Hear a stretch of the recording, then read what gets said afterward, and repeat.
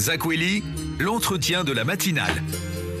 La suite de la matinale avec le Zakweli présenté par Kalatoumi Abdilhadi. Bonjour Kala. Bonjour Yumna, bonjour à toutes et à tous. Merci à vous de suivre le Zakweli. Ce matin, nous sommes avec Thomas Msaïdié, maître de conférence HDR au Centre Université de Mayotte. La ministre de l'Enseignement supérieur, Frédérique Vidal, arrive aujourd'hui à Mayotte. Elle vient acter la transformation du CIUFR en institut universitaire. Thomas Msaïdié, bonjour. Bonjour madame. Merci d'être avec nous ce matin. Alors le centre universitaire va être transformé en institut universitaire. Vous êtes opposé à cela. Je rappelle juste que Abal Kassim Cheikh Ahmed, le directeur adjoint du centre universitaire, nous disait que c'était un moyen pour le centre universitaire de pouvoir délivrer ses propres diplômes. Alors, je suis opposé à ce statut pour plusieurs raisons. D'abord, première raison, c'est parce que c'est son caractère inédit et troublant. C'est un statut qui n'existe nulle part, qui n'a été soumis à aucun territoire de la République. Toutes les universités françaises qui ont, par le passé, adopté le statut de CIUFR ont été érigées en université plein exercice, sans passage transitoire, sans période transitoire, sans ce statut d'institut national. Et le statut d'UNU, c'est vrai, c'est un EPCP, on le dit, établissement public scientifique à caractère scientifique et culturel et professionnel. Ça permet, bien évidemment, de délivrer des diplômes, ses propres diplômes, mais c'est le seul point de ressemblance qu'il y a entre un UNU et une université de plein exercice. Tous les opposent. Et j'estime, et je pense qu'on y reviendra tout à l'heure, que Mayotte doit renoncer à toutes ces mesures progressives, à toutes ces mesures transitoires pour adopter un régime de droit commun comme les autres. Autrement dit, Mayotte mérite, me semble-t-il, son université de plein exercice. Et du coup, aujourd'hui, pourquoi, selon vous, la direction de l'université a fait ce choix ? Sans doute un choix de facilité. Un choix de facilité sur le plan matériel, parce qu'un centre universitaire, en réalité, il y aura absolument aucun changement, en fait. Ça sera l'établissement de Dembéni qui est déjà totalement pas adapté aux besoins locaux. Il n'y aura pas de renfort matériel, il n'y aura pas de renfort financier, enfin, une petite enveloppe supplémentaire. Si je me base sur l'Institut national universitaire de Champollion, le seul qui existe sur les territoires, étant précisé que Champollion dispose de 48... Albi, pardon, qui est implanté à Albi, et Albi dispose de 48 000 habitants. À Mayotte, on a une population qui est estimée, me semble-t-il, à 350 000 habitants. Donc, il n'y aura pas de changement conséquent, alors qu'une université de plein exercice, ce sont des véritables moyens, une grosse enveloppe. L'État serait contraint d'accompagner matériellement Mayotte, financièrement Mayotte. Et à aussi, combien une université de plein exercice?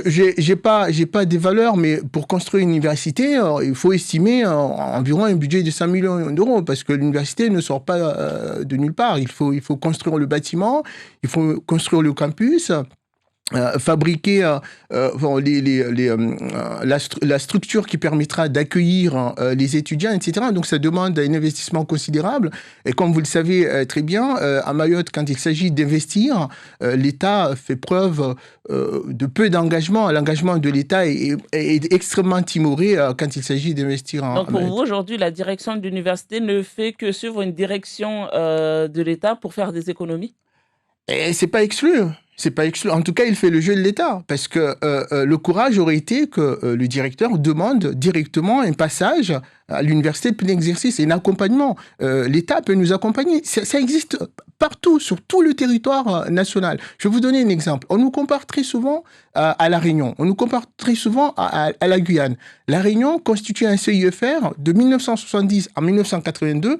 12 ans plus tard, La Réunion est devenue une université de plein exercice. La Guyane, en 2013, les Guyanais se sont réveillés, se sont manifestés, ils ont obtenu leur université de plein exercice. Ça a été pareil aussi pour l'université des Antilles, qui a été un CIUFR de 70 à 82 et qui a été transformé, érigé en université de plein exercice, sans passage transitoire. Donc, intermédiaire, on peut nous accompagner, si l'État le souhaite, il peut nous accompagner à absorber les compétences de l'université de plein exercice, un accompagnement matériel, financier et humain, afin que Mayotte puisse disposer finalement de son université. Est-ce qu'en termes d'effectifs, aujourd'hui, on a assez d'étudiants pour avoir une véritable université?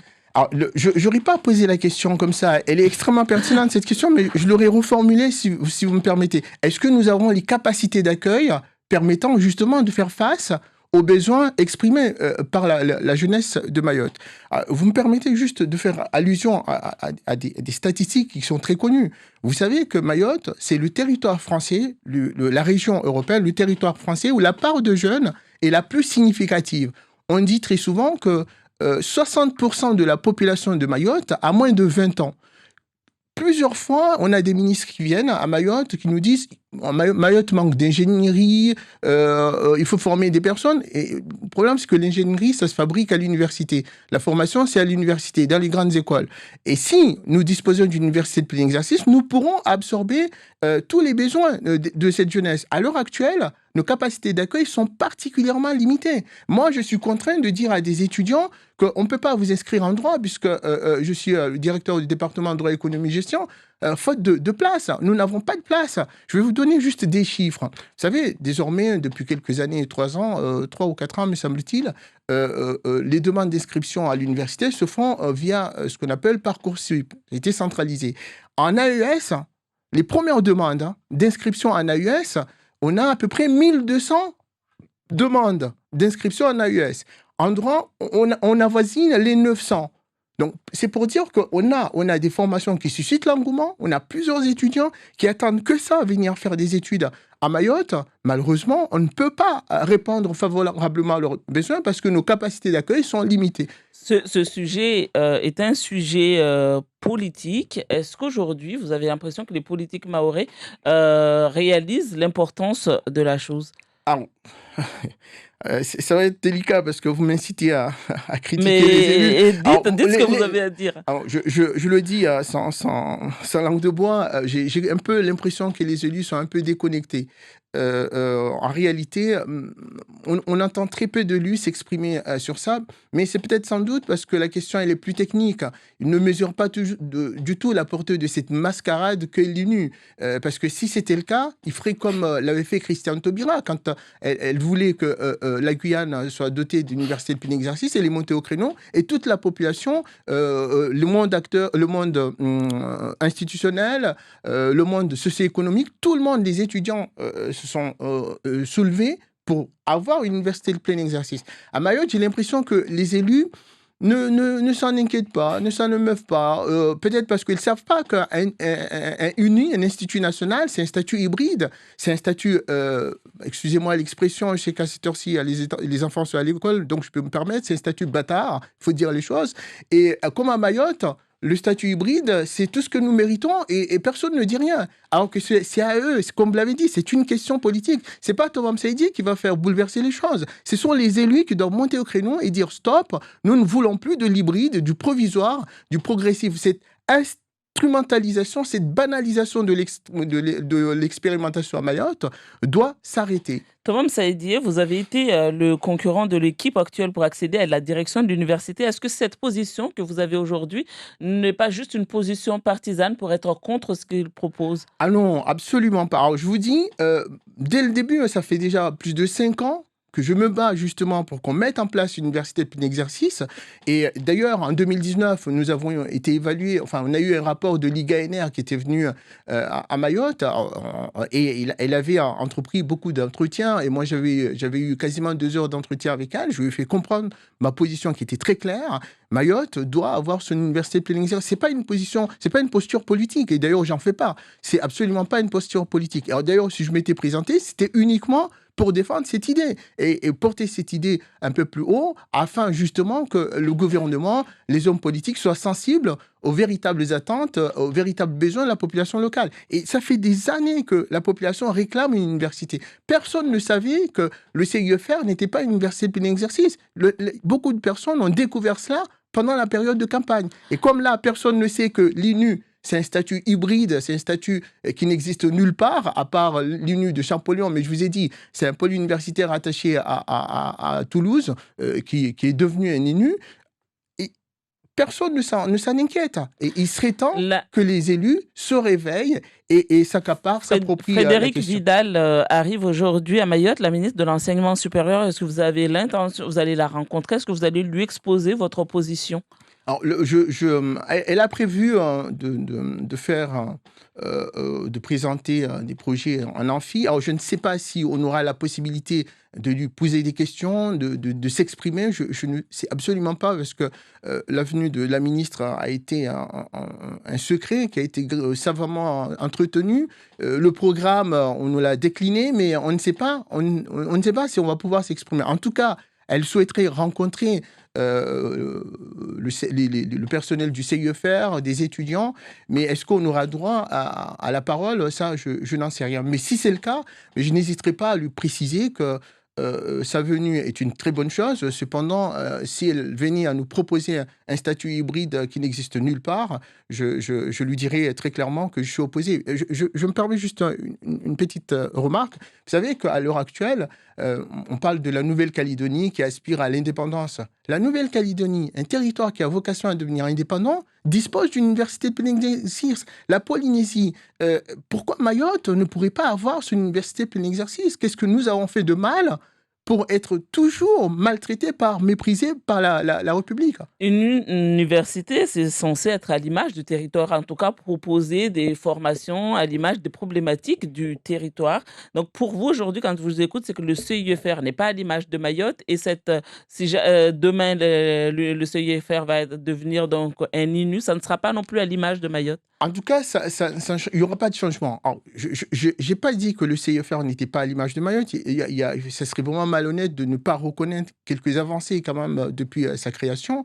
On multiplie les offres de formation, même si ce n'est pas satisfaisant. Mais on peut faire beaucoup mieux en s'approchant davantage du monde socio-économique local, des acteurs institutionnels, afin d'identifier leurs besoins et de proposer des formations adaptées, des formations qui seraient délivrées à Mayotte. On peut faire mieux. On peut faire mieux. Il a été dit qu'on écartait les Mahorais du centre universitaire. Vous êtes un Mahorais, vous êtes là-bas. Est-ce que c'est réellement le cas? Excusez-moi. Ah. Pour ceux qui nous écoutent à la radio, il a vu une gorgée Je d'eau. bois de l'eau parce que la question, elle est sensible. Madame, vous avez des questions très raffinées, mais celle-là, elle est extrêmement sensible. Alors, je vais tenter d'y répondre de manière totalement très claire. En réalité, la place des enseignants-chercheurs mahorais, elle reste encore à définir. Je vais vous dire une chose très simple. Le CIEFR dispose d'un peu plus de 33, me semble-t-il, maîtres de conférences, enseignants-chercheurs. Je suis le seul, j'ai bien dit le seul enseignant-chercheur, maître de conférences mahorais qui a été recruté par le CIEFR. Nous en avons un autre qui est l'adjoint de l'actuel directeur, mais lui, tenez-vous bien, il a été recruté par l'Université de La Réunion qui a compris qu'il faut insérer les enfants de l'île. Il a été recruté par l'Université de La Réunion, a été mis à disposition du CIEFR. Donc, ça fait depuis 2014 que je suis au CIEFR. J'aimerais qu'il y ait d'autres Mahorais qui soient recrutés par le CIEFR. Malheureusement, ce n'est pas le cas.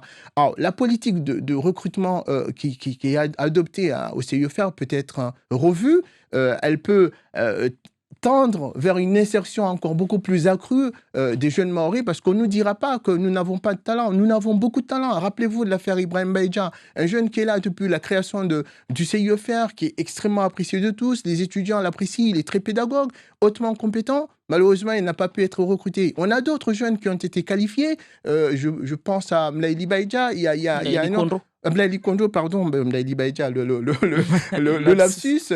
Mlaili Kondo, ils n'ont pas pu avoir un poste de maître de conférence au CIEFR. Alors donc, il faudrait que la direction soit courageuse et accompagne davantage tous les docteurs mahorais qui sont qualifiés aux fonctions de maître de conférence à occuper des postes à Mayotte. Merci beaucoup, Thomas Msaïdié, d'avoir été l'invité